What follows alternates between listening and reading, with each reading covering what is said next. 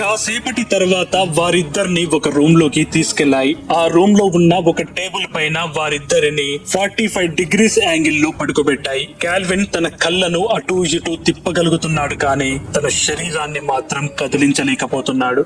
ఇంతలో టేబుల్ పక్కనే ఉన్న గ్లాస్ విండో నుంచి మరొక క్రియేచర్ వారిని అబ్జర్వ్ చేయడం గమనించాడు. అది చూడడానికి ఫీమేల్ లా ఉంది. దాని 2 చేతుల్లో మధ్య వేళ్లు మాత్రం చాలా పొడుగుగా ఉన్నాయి.